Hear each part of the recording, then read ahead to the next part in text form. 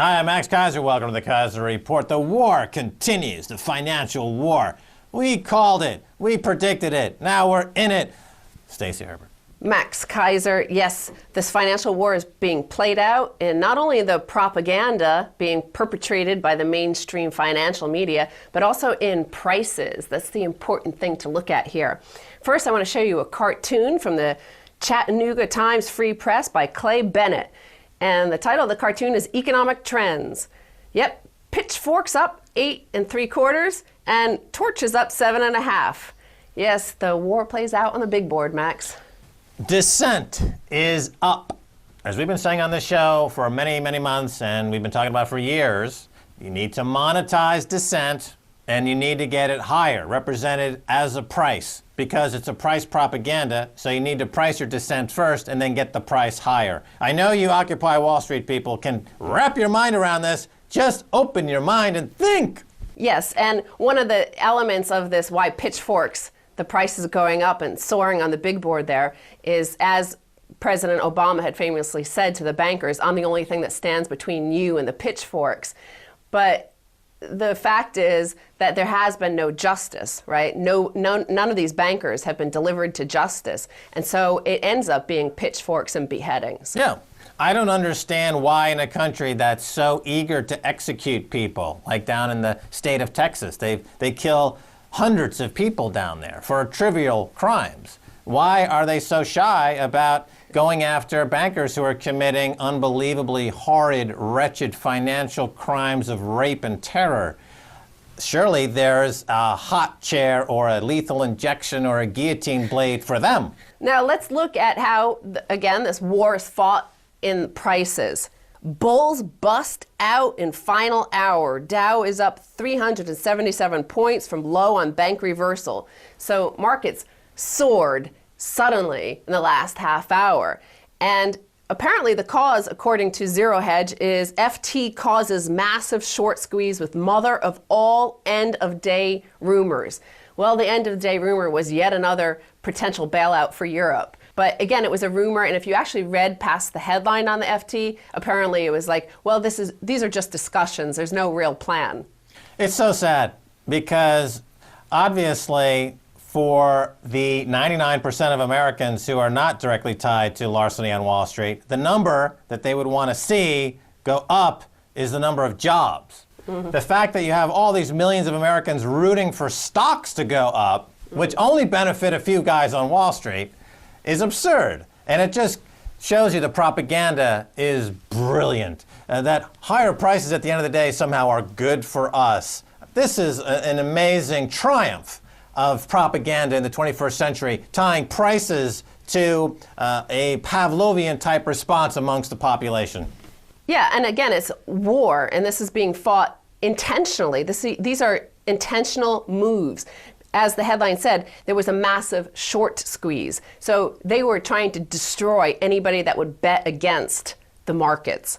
Yes, there are professional hedge fund managers and others who take these enormous short positions against the market. They're fighting the government, who's got their infinite credit capacity to hit them with buy programs and automated program trading. So you've got one group of hedge funds, a few hundred guys who have several $1 trillion in credit versus the federal government, and they're several $1 trillion in credit. The people in the middle, the 99% of the world that is not on either one of those two camps, are suffering and asked to accept austerity measures that get worse every single day.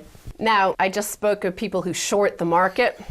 Anonymous analytics, acquiring information through unconventional means.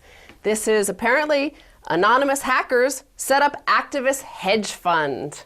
This is fantastic because Anonymous has picked up the ball. You know, we introduced the concept of marrying short sales and market activity with activism and boycotts. If you Google Karma Bank, you'll find the history of this. It goes back to 2004 when back in London we had this hedge fund set up. So this is really a fantastic development for the Occupy Wall Street campaign because it gives the occupiers some real firepower. So you go to a gunfight with a gun. You don't go to a gunfight with a knife. Actually, the FT interviewed somebody from the anonymous group, and they referred to the fact that Occupy Wall Street doesn't have any real firepower, and they're saying the only thing that matters is the share price. And this is why they're creating this fund, which they've published a 38-page report on Chowda Modern Agriculture, which is apparently one of the biggest agriculture producers in China. And so they claimed that they provided evidence of one of the Hong Kong exchange's largest and longest running frauds. And then their report, according to this article, is prefaced with a legalistic disclaimer and unusually for an activist group states that it will profit from any collapse in Chowda's share price. That's right. I'm so proud of Anonymous. Thank you guys for, fighting the good fight. They should contact Reggie Middleton and get his work on JP Morgan.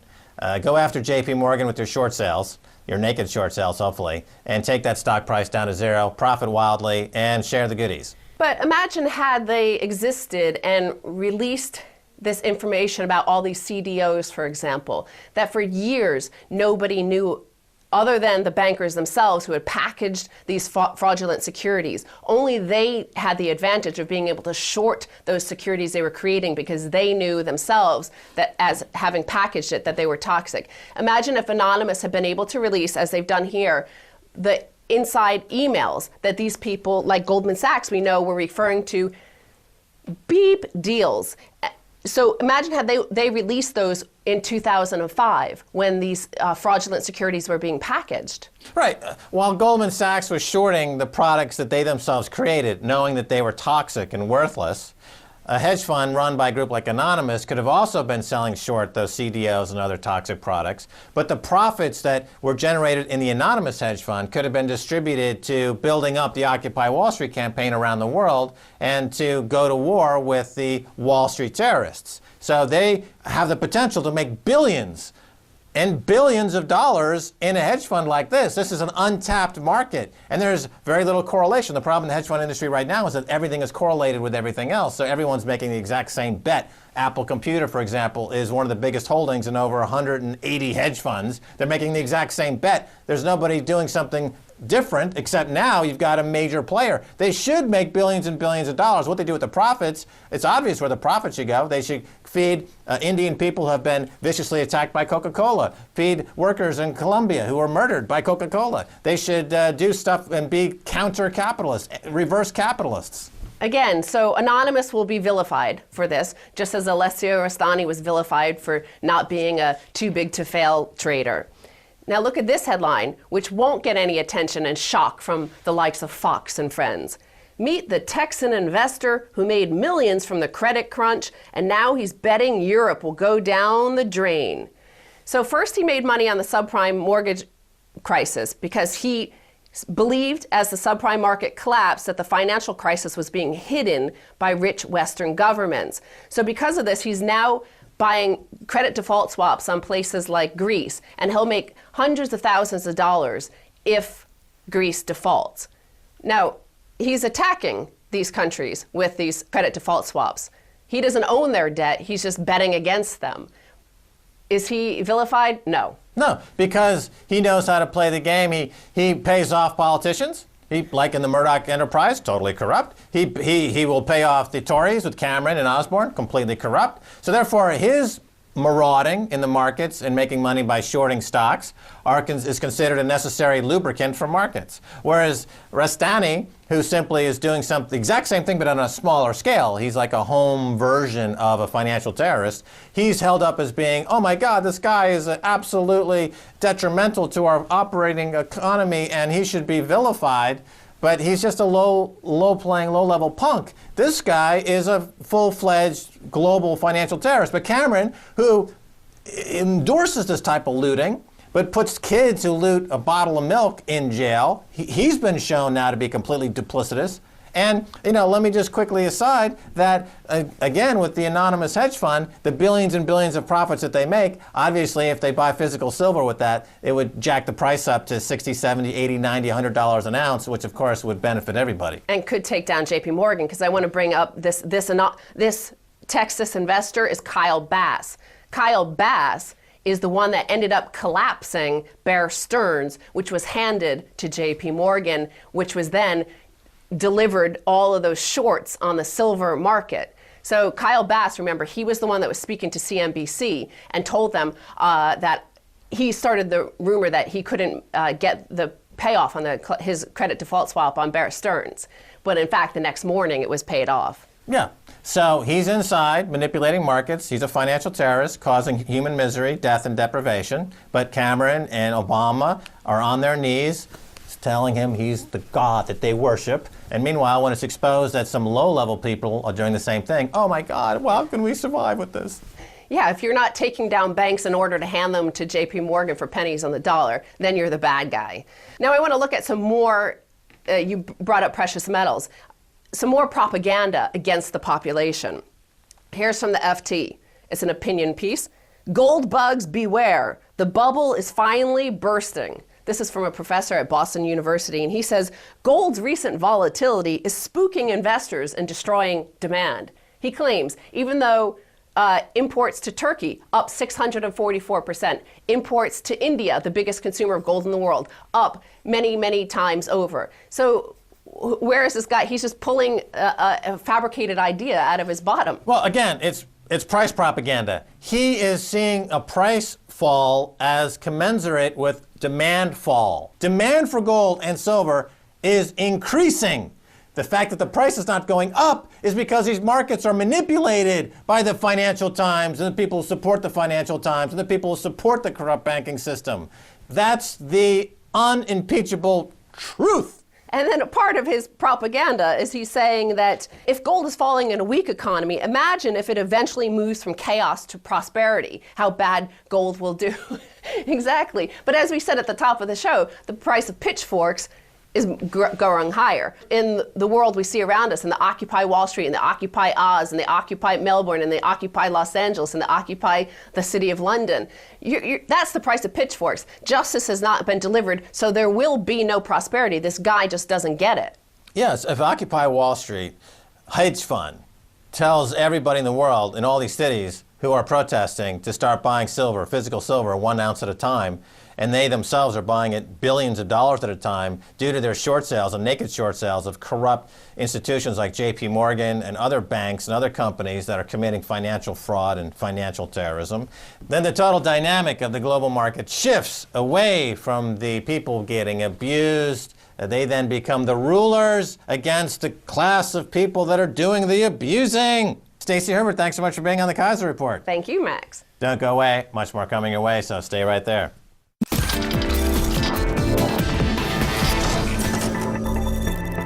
Hi, welcome back to the Keiser Report. I'm Max Keiser. Time now to go to London and speak with Professor Steve Keen. Steve is the author of Debunking Economics, which has just been re-released as Debunking Economics 2, The Naked Emperor Dethroned. Steve Keen, welcome to the Keiser Report. Thank you, Max. Good to be here and good to be holding the hardcover of my new edition of Debunking Economics. All right, Steve Keen, you've been in Europe for the past week. While extreme volatility has returned again to the sovereign debt and equity markets, is this a classic Minsky moment type collapse action? If so, tell us what a Minsky moment is. Well, it's actually a Minsky moment doesn't do Minsky justice. I think this is more likely this is the Minsky millennium, because this process began with a debt bubble that took 50 or 60 years to build up in America. And will take something like about at least 10 to 15, maybe 20 years to unwind if we go through the same sort of inane policies that politicians are currently following following the advice of the morons whose theories I wrote this book about, now classical economists. So it's a permanent shock, and the Minsky moment comes down to saying that there can be a period of extreme rational exuberance pervading through the economy, what Minsky calls euphoric expectations, leading capitalists in general, but in particular Ponzi schemers, Ponzi merchants, people who make money by gambling and rising asset prices, to take out more and more debt and get to the stage where there's such a level of debt laden on society that no one wants to take any more at one point, and when the debt stops growing, you go from a period of growing debt boosting demand to reducing debt cutting demand, and that period of deleveraging is the beginning of a Minsky moment. because we've got such a huge level of private debt run up in this speculative bubble in America, particularly in the last 20 years, but as I said, really going back 60 years, it could take 1 or 2 decades for that level of debt to be driven down. So it's not the Minsky moment, it's the Minsky millennium. Right, and basically what we're seeing now is the revelation that this debt-fueled so-called growth is nothing more than an enormous Ponzi scheme. Now, Steve Keen, I'm going to be in Ireland next month at the Kilconomics Festival, and I'm sharing the stage with Jeffrey Sachs. Whoa, that'll be fun. Who's got to be considered a classic economist from academia. Somebody who, in your book, I'm sure, would qualify as someone to debunk. What should I bring to the stage when I'm on stage with Jeffrey Sachs? Your thoughts? What you could ask him is, what does he think about what happened in Russia? Because Jeffrey Sachs was a major proponent of what they call the shock therapy approach for Russia, that said that the way to go the transition from a socialist system to a capitalist system was to do it as quickly as possible, in the belief that the market would instantly jump from wherever it was in the socialist system to a nice equilibrium of the market economy. And the original plan that he pushed through was supposed to take a 500-day period to go from socialism to free market capitalism. Now, in fact, that wasn't fast enough for them. They made it 150 days. Now, I was in Russia just recently speaking with people at the University of Humanities there, and one of the head of the department, Mikhail, told me that a large number of his colleagues died in that transition, because what happened was the actual change from socialist set prices to free market prices was set in one day. I think he said it was the 1st of January or the 2nd of January. And so they woke up to find their wages hadn't changed, but prices had increased by a factor of 4. So I asked Jeffrey Sachs about that, because he certainly, he was a proponent of that. He's now changed his spots and he's joined in with Bono and gone, socially progressive, et cetera, and give him credit for that. But to ask him to honestly discuss what happened, what advice did he give prior to the transition in Russia, and what happened because of the transition, and was it a move to equilibrium or chaos? Okay, so Jeffrey Sachs in Russia with his fault theories resulted in deaths. People died because of his adherence to these orthodoxies in economics, which have been proven to be a shambolic. Now, on Wall Street, there's the Occupy Wall Street protest, because a lot of the bankers on Wall Street who are creating these financially engineered products that are based on equally faulty economic assumptions are also causing death and disease all over the world, in the United States and around the world. What should be the punishment for economics and Wall Street traders and bankers who end up, vis-a-vis their policies, killing people? One of my favourite cartoons is the Wiley non sequitur cartoon, and at one stage there's a cartoon with a bunch of people being dragged down, obviously in hell, leading down towards the ultimate punishment. And there's the devil standing over a lecture theatre saying, "The Eternal Economics Seminar." And one person, one convict says to that, "Oh God, it's worse than I thought." I think they should listen to their own stuff interminably in a sensory deprivation chamber. That might get them to pay back for the nonsense they've unleashed. The crazy thing is, a lot of the Wall Street traders knew they were scamming. There's plenty of fraud, as you know, in the finance sector. The academic economists who push this stuff out actually, generally speaking, believe it and actually think they're doing good. And I have a little analogy that I've included in the second edition of the book from one of my old school teachers, a brilliant philosopher, as it turned out. He let us have free discussions in what were supposed to be religion classes, and we were discussing a particular politician back when I was about 18 years old, 17 years old. And one of the other students in the class said about this guy, "Well, at least he's sincere." And the whole class chimed in, yeah, we can't do that, he's sincere.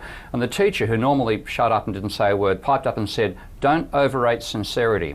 The most dangerous person you'll meet in your life is the maniac sincerely chasing you down the road with an axe trying to chop your head off in the belief it'll be good for you." Well, that's kind of eventually what neoclassical economists have done. Their naivety has caused this crisis.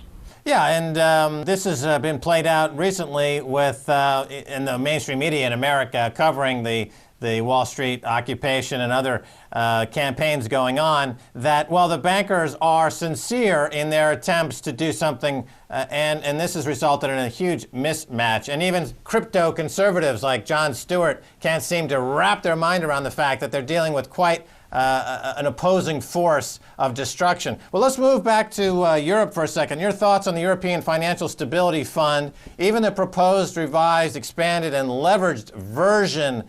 How is this going to save Europe, Steve Keen?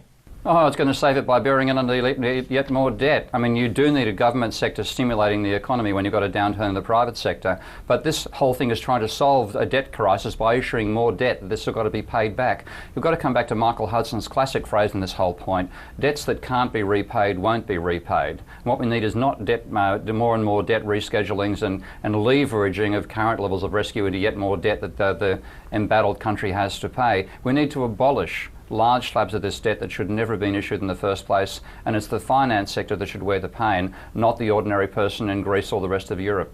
Well, yeah, I mean, look, the debt that was created by these economists and bankers following corrupt theories and their own larcenistic ends are creating the austerity measures that are causing poverty, disease, famine, and death.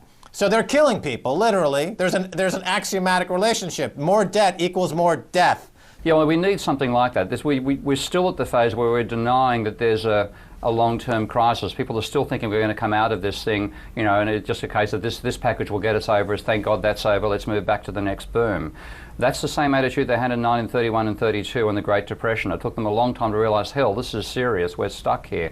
And it took the turning point in the political approach to the crisis in the 1930s, which got us out of the Great Depression to some extent, though unfortunately the Second World War played the major role there, was a commission known now as the Pecora Commission, where an absolutely rabid prosecutor went for the head of JP Morgan and basically got him, and completely crippled the political power of the bankers at that stage and set the scene for the New Deal in Roosevelt's speech about effectively throwing the bankers out of the palace.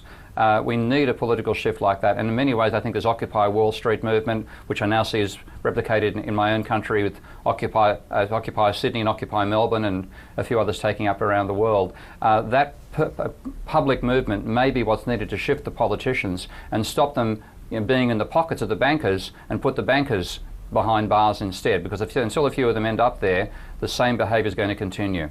Yeah, I'm on a mailing list with Dylan Ratigan, Matt Taibbi, and others, Bill Black, and they're all debating what the demands should be and even if they should make any demands. But Steve Keen, would you say that a simple demand would be we need a new Pecora Commission? Yes, absolutely. We need somebody with balls running it. Bill Black is my obvious nomination there. Bill did a brilliant job over the Savings and Loans Commission. He put hundreds of people behind bars who belonged there for fraudulent behaviour in the savings and loans crisis. That was a drop in the water compared to what happened since then with the dot-com bubble and the subprime, but nobody's gone to jail over it. Now there's absolutely bucket loads of fraud in the entire system, and you need somebody with the balls to take them on and put people behind bars over this and start breaking down the political power that Wall Street still has. Yeah, Bill Black needs to get medieval on Jamie Dimon's. All right, let's spend the next minute or so talking about Australia. You famously have been calling for the Australian real estate market to top out and start a decline.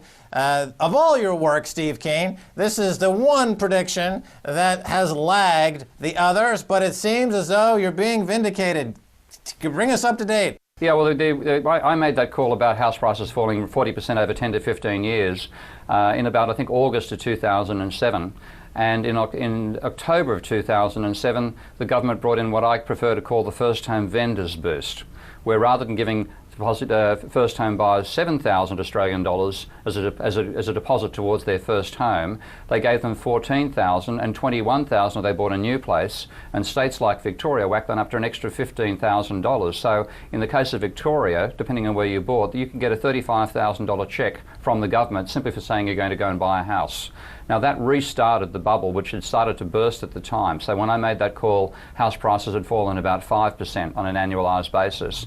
From that point, once the first home vendors boost kicked in, about $100 billion more borrowed money was injected into the market, and house prices rose about another 18% across the country. Now that takes a while for that momentum to turn around, and it's finally started turning around. And of course, the success of the first home vendors boost was by dragging people who are going to buy in 2010 and 2011 into 2008 and 2009. So it actually kicks itself in its own at the end of it, there just simply aren't that many buyers out there anymore. You're starting to get the flow of new demand being less than the flow of new supply. The prices are too high, discourage people in any way. So the overhang, which is the prelude to a fall in a housing market, is well and truly established now. And we're seeing prices turning down in every market except apparently Sydney, which is still slightly positive over on an annualised basis. But certainly Perth and Brisbane, ironically, the two capitals of the two major mining states, have seen quite substantial falls in prices already, and the momentum is well and truly growing. All right, Steve Keen, that's all the time we have. Thanks for being on the Keiser Report. You're welcome, mate. Speak again. All right, and that's going to do it for this edition of the Keiser Report with me, Max Keiser, and Stacy Herbert. I want to thank my guest, Steve Keen. Pick up his new book, Debunking Economics, the new expanded version. If you want to send me an email, please do so at KeiserReport@rttv.ru. Until next time, this is Max Keiser saying bye, y'all.